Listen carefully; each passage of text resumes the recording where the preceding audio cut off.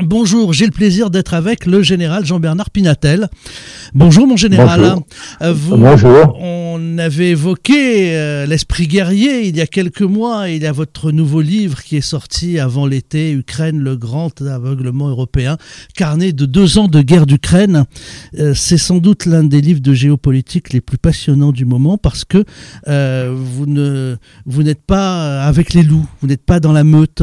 Vous avez pris le temps de vous poser, de voir ce qui s'est passé avant, de faire un peu d'histoire, et puis avec votre connaissance des dossiers, vous avez notamment dirigé le CIRPA, donc on peut dire que l'information, vous savez ce que c'est, vous savez comment la manier, comment l'interpréter. Le livre est sous-titré « Le grand aveuglement européen ». Voilà. Vous expliquez que finalement on s'est trompé, on s'est leurré sur la situation de la Russie et sur la capacité de l'Ukraine à gagner cette guerre. Comment expliquer finalement une telle erreur alors que finalement, historiquement, depuis des décennies, quand on parle de la Russie, on parle vraiment d'une grande puissance, au moins militaire, pas économique, mais au moins militaire. La Russie a toujours fait peur. Mais là, tout d'un coup, on s'est dit, ils vont perdre. Comment expliquer ce leurre ? Bon, parce que, si vous voulez, les Anglo-Saxons voulaient cette guerre. Les Anglo-Saxons voulaient cette guerre, et en fait, les États-Unis en premier, parce que ils voulaient absolument empêcher un rapprochement trop grand économique et stratégique de l'Europe avec la Russie. C'est ce que Brzezinski avait écrit en 97 dans Le Grand Échiquier. Il avait dit si on veut conserver la primauté mondiale des États-Unis, il faut éviter absolument la création de l'Eurasie. Et donc, il avait bien désigné l'Ukraine et le coin qu'il faut enfoncer entre l'Europe et la Russie. Donc, mais les États-Unis n'avaient jamais pensé qu'ils pourraient battre la Russie. Jamais. Le but, c'était de faire une guerre qui dure pour à la fois affaiblir l'Europe et affaiblir la Russie, mais en aucune manière battre la Russie. Pourquoi ? Parce que la Russie est la première puissance nucléaire ou la deuxième puissance nucléaire au monde, et il savait très bien que si la Russie faisait la guerre, dans sa doctrine, si elle était mise en difficulté, elle nucléariserait le conflit. Et ça, Biden et les stratèges du Pentagone, dès le premier jour de la guerre, Biden ont donné comme consigne tout faire pour aider l'Ukraine, mais sans jamais inquiéter Poutine. Donc, ce que un général américain de mes amis m'avait dit presque au début de la guerre, notre stratégie, we give Ukraine enough to survive, but not enough to win. Donc, au départ, les Américains qui voulaient cette guerre ne voulaient absolument pas battre la Russie. Ils voulaient simplement faire durer cette guerre, au besoin en envoyant à la mort des centaines de milliers d'Ukrainiens et de Russes, pour créer un mur de haine entre l'Europe et la Russie. Et on l'a bien vu, si vous voulez, cette volonté d'affaiblissement quand Nord Stream 2 a été détruit par des charges, et on sait aujourd'hui de quelle manière ça a été fait. Donc voilà. Donc moi, au début, si vous voulez, c'était la première fois depuis 1945 qu'une puissance nucléaire, la première ou la seconde du monde, menait une guerre à ses frontières en disant qu'elle la faisait parce que ses intérêts vitaux sont en jeu. Alors que l'Ukraine, pour les États-Unis, qui ont une responsabilité, qui ont une primauté mondiale, en tout cas qui veulent conserver une primauté mondiale, l'Ukraine n'est qu'un pion dans leur jeu. Vous comprenez, Taïwan en est un autre, le Moyen-Orient en est un autre. Ils n'allaient pas risquer Washington pour défendre Kiev. Bien entendu. Voilà, alors que Poutine était décidé, lui, à utiliser l'arme nucléaire. Et d'ailleurs, dans tous les écrits qu'ont fait les Américains et que des revues ou des think tanks comme la Rand Corporation ou des revues comme le Foreign Affairs on dit les Américains, on sait très bien, les stratégiens américains savent très bien qu'ils pourront jamais, dans une escalade nucléaire, faire stopper Poutine, parce que Poutine pourra toujours dire, pour moi c'est un intérêt vital, alors que pour les États-Unis c'est un intérêt qui est peut-être important, mais qui n'est pas vital. Voilà, donc voilà pourquoi moi dès le début j'ai dit cette guerre, l'Ukraine ne pourra pas la gagner, et il faut l'arrêter au plus vite possible.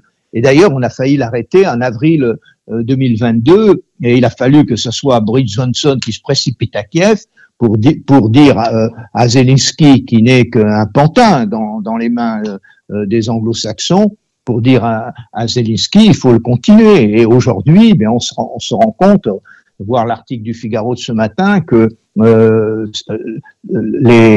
l'armée ukrainienne est sur le point de s'effondrer. Il y a 5000, vous voyez, pendant que nous, on forme une brigade à 2000 hommes en France, là, le Figaro international hier a sorti des chiffres disant qu'il y a 5600 déserteurs ou des gens qui abandonnent leur poste dans l'armée ukrainienne par mois. On voit bien d'ailleurs de nombreux témoignages, des vidéos qui circulent avec la police au coin des rues. Dès qu'il voit quelqu'un qui a l'air d'être valide, un homme, on l'interpelle. Oui, mais si vous voulez, quand les gens ne veulent pas se battre, ils ne se battent pas, vous savez. C'est moi qui ai fait la guerre, j'en sais quelque chose. On peut toujours s'en sortir à la guerre en se cachant derrière un caillou ou dans un trou. Il y a très peu de gens. Il faut être très très motivé pour prendre des risques. Hein. J'en sais quelque chose puisque j'ai été blessé en opération. Donc voilà. Donc non, c'est à partir du moment où la majorité, d'ailleurs, c'est ce qui est dit dans cet article, en dehors des premiers qui se sont mobilisés, qui étaient très motivés pour cette guerre, si vous voulez, ceux-là, il n'en reste plus. Ils sont soit morts, soit blessés. Et tous ceux qu'on envoie au front aujourd'hui, ils ne pensent qu'une chose, à survivre et non pas à se battre. Donc ils se rendent aux Russes où ils désertent. Et voilà, donc il faut arrêter. Alors maintenant, Zelensky s'en rend compte et il dit je suis prêt à arrêter la guerre si on arrête la guerre sur la ligne de front. Vous comprenez bien que les Russes, ils vont aller jusqu'à la limite des Oblats qu'ils ont annexés et qui sont en fait des terres qui étaient des terres russes. Quand c'est affreux cette histoire, moi je suis fou de rage. Quand on se rend compte qu'en avril 2022, sous l'égide de la Turquie, ils étaient arrivés à un accord. Donc l'Ukraine a accepté d'être neutralisée et ils acceptaient que ces oblats russophones restent dans l'Ukraine, mais en ayant un statut d'autonomie. Voilà, et on aurait évité des centaines de milliers de morts et de blessés.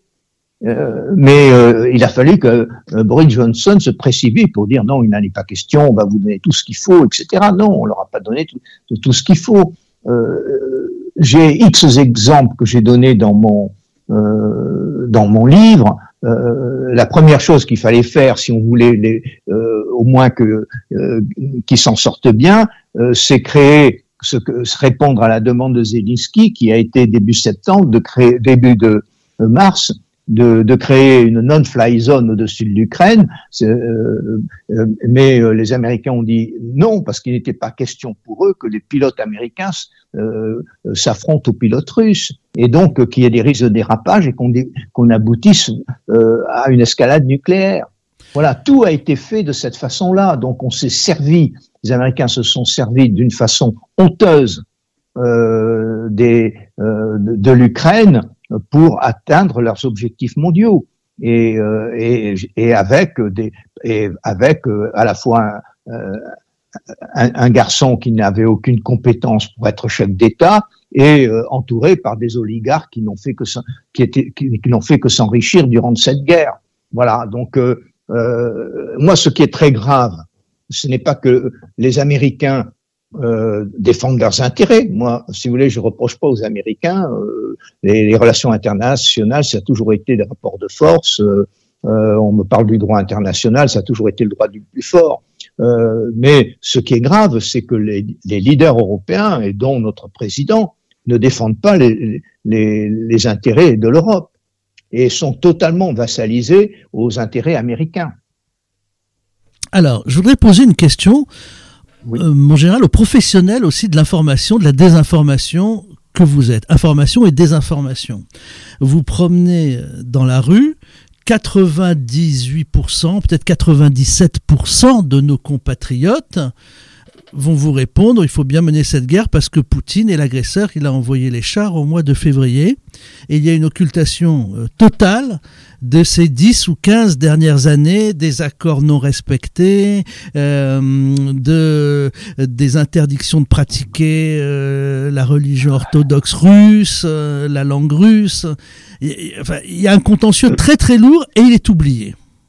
Oui, bien entendu, mais si vous voulez, il ne faut pas contester que Poutine est l'agresseur. Poutine est l'agresseur, mais si vous voulez, c'est les Américains qui ont ouvert la porte à cela. Je rappelle quand même que sans mandat de l'ONU et donc en violant le droit international, les Américains ont bombardé Belgrade pendant 70 jours, puis ensuite sous des faux prétextes qui étaient les armes de destruction massive de Saddam Hussein, ont fait la guerre en Irak. Donc, si vous voulez, les premiers qui ont réintroduit, si vous voulez, la guerre sans mandat international, voilà, comme un moyen d'action internationale, ce sont les Américains. Voilà, donc maintenant et ça on l'oublie, on l'occulte complètement. Or, si vous voulez, la guerre d'Irak a fait quand même la guerre du Afghanistan, Pakistan, Irak. Il y a eu une étude qui a été faite par des médecins anglo-saxons et allemands, des médecins légistes, qui ont dit que il y a eu probablement entre 1,2 million et 2 millions de personnes tuées pendant entre 2003 et 2011. Voilà, donc ça on l'oublie. Alors c'est ça la force d'ailleurs de l'information et de la propagande, c'est que effectivement il y a très peu de gens, il y en a heureusement, mais il y a très peu de gens qui les gens sont prêts à écouter ce que dit le président, ce que dit le ministre, etc. C'est puisqu'ils les ont élus. Mais effectivement, quand on a un président qui sert des intérêts qui ne sont pas les intérêts de la France, ni ceux de l'Europe, d'ailleurs comme Scholz ou comme Ursula, voilà, on est totalement vassalisé aux intérêts anglo-saxons. Et alors, encore heureux qu'on n'envoie pas nos soldats là-bas. Alors Jean-Bernard Pinatel, le livre s'appelle Ukraine, le grand aveuglement européen du général Pinatel, c'est publié aux éditions Balland. Vous revenez sur la Russie qui allait être à genoux. On a tous en mémoire cette phrase de Bruno Le Maire dans les journaux télévisés, je vais mettre l'économie russe à genoux. 2 ans plus tard, l'économie russe, alors là, c'est pas être complotiste ou poutiniste que de dire cela, même les gens qui n'aiment pas Poutine et qui n'aiment pas les Russes reconnaissent que l'économie russe est en pleine forme. Mais écoutez, la Russie, qu'est-ce que c'est que l'économie russe? L'économie russe, c'est d'abord une économie d'exportation de matières premières énergétiques et minérales. Et donc, à partir du moment où il y a une guerre, eh bien, le cours de toutes ces matières premières, si vous voulez, augmente. Donc, effectivement, tout ce qu'on a fait pour interdire d'acheter des choses aux Russes, simplement, ce qu'on a oublié, et alors, ce qui était invraisemblable, c'est que on ne peut pas se passer, le monde aujourd'hui ne peut pas se passer du gaz russe. Alors, et ça, je l'ai démontré d'une façon tout à fait simple, de la même façon que les Américains ne peuvent pas se passer de l'uranium russe. Vous vous rendez compte que l'année dernière, ils n'ont jamais acheté autant d'uranium à la Russie. Voilà, et ça, ce sont des chiffres officiels de la Banque mondiale. C'est pas moi je raconte pas de coups. Tout dans mon livre, si vous voulez, toutes mes références sont des références sont sourcées et sont anglo-saxonnes. Donc, ce sont des références de Washington Post, New York Times, de Foreign Affairs, de The Economist. C'est pas la Pravda. Voilà. Et c'est pas RT1 vos références. Hein, voilà. Il n'y a pas de référence française. En plus. Parce que en France, on fait de l'idéologie, on ne donne plus de faits.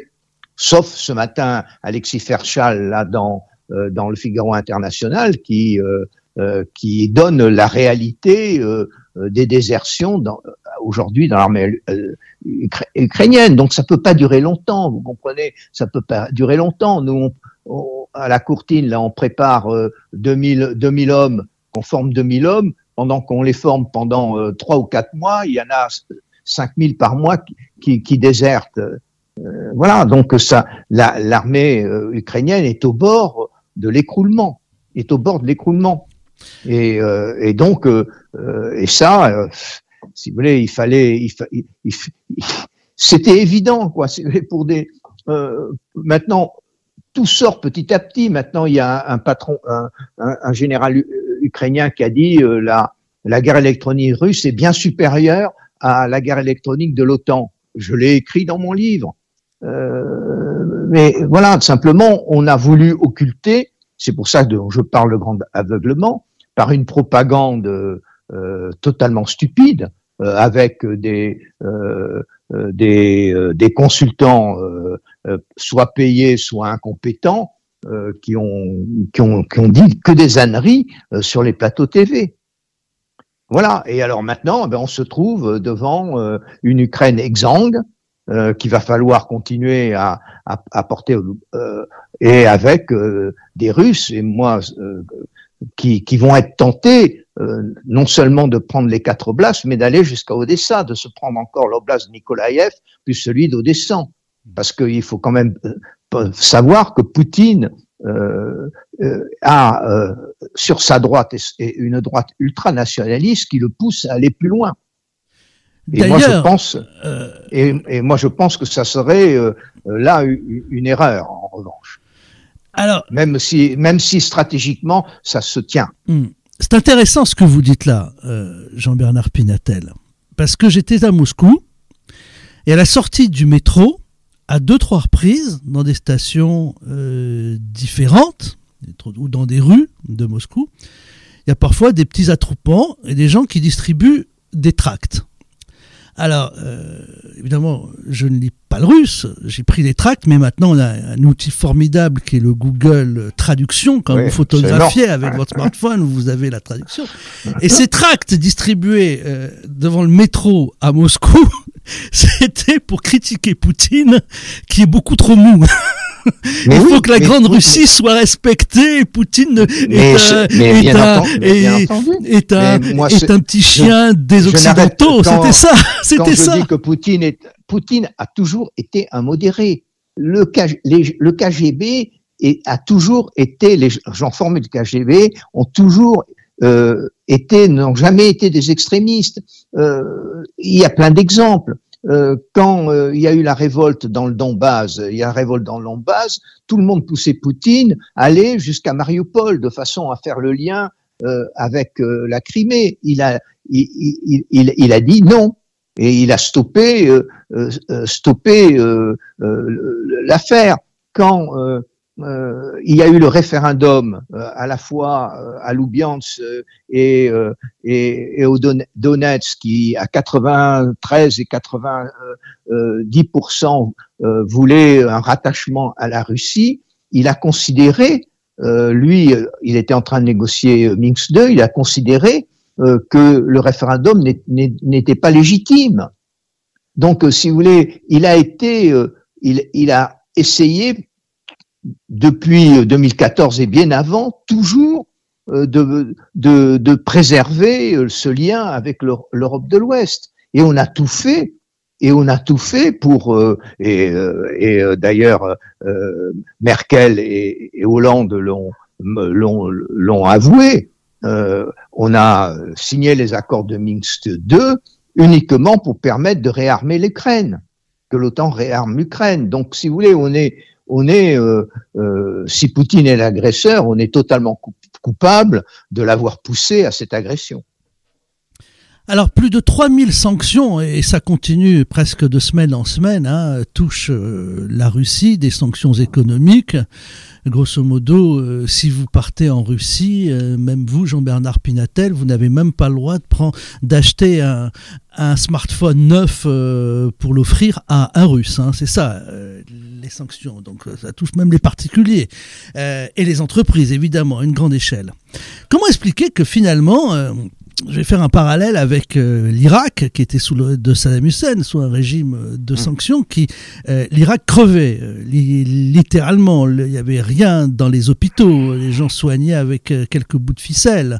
Les rares occidentaux qui étaient en Irak, si vous aviez un reste de Doliprane avec vous, vous le donniez à un infirmier ou une infirmière, elle vous baisait la main. C'était tellement un gros cadeau. Et malgré les 3000 sanctions, la vie est, à Moscou, même dans des banlieues pauvres, est normale. Et dans le Moscou chic, je veux dire qu'il y a tout. Il n'y a aucune privation. Mais bien entendu, mais ça, si vous voulez, c'est qu'aujourd'hui, on est dans une économie mondialisée. À partir du moment où les Russes ont quelque chose à vendre qui intéresse l'Inde, qui intéresse la Chine et qui intéresse d'autres pays du monde, si vous voulez, elle peut au contraire acheter tout ce qu'elle veut. Il faut quand même pas oublier que 3 des routes de la soie, si vous voulez, sont contrôlées en fait par la Russie. Donc la Chine peut acheminer vers Moscou. Elle n'a pas besoin de passer par des bateaux, etc. Elle peut acheminer par la terre tout ce qu'elle veut vers la Russie. Voilà. Donc la Russie, c'est normal. Elle vend son énergie, elle vend ses matières premières, elle vend aussi. Elle vendait avant ses armes, mais maintenant elle ne les vend plus puisqu'elle les utilise pour son armée. Et en contrepartie, elle achète tout le reste. Et en plus, elle est bien gérée parce qu'elle n'a pas de déficit commercial, elle n'a pas de déficit financier, etc. Voilà. Donc, et ça, parce qu'elle s'est préparée. Je pense que la Russie, si vous voulez, s'était préparée depuis 2014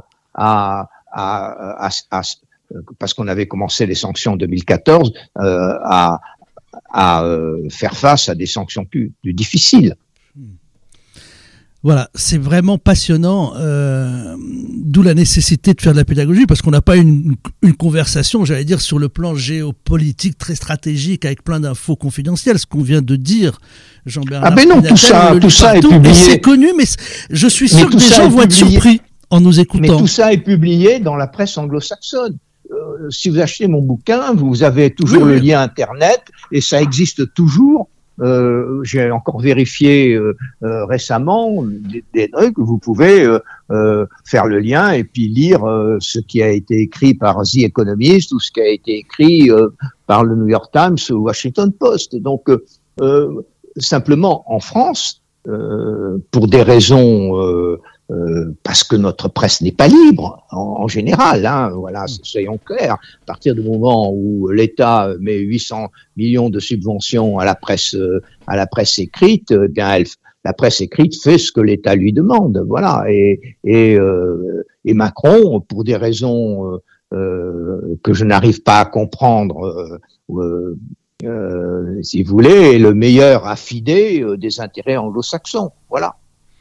Oui, je ne comprends pas pourquoi. Oui, mais est-ce que alors là, on va pas, même si on sort, est-ce que c'est pas la classe politique, toute la classe politique d'une manière générale, le fait par mode, par entraînement, simplement? Je pense que le général de Gaulle avait dit à Perfit dans les mémoires, les mémoires de Perfit, il avait dit après que maintenant l'affaire algérienne est réglée, il faut qu'on s'attaque au fait que notre classe politique ne pense qu'américain.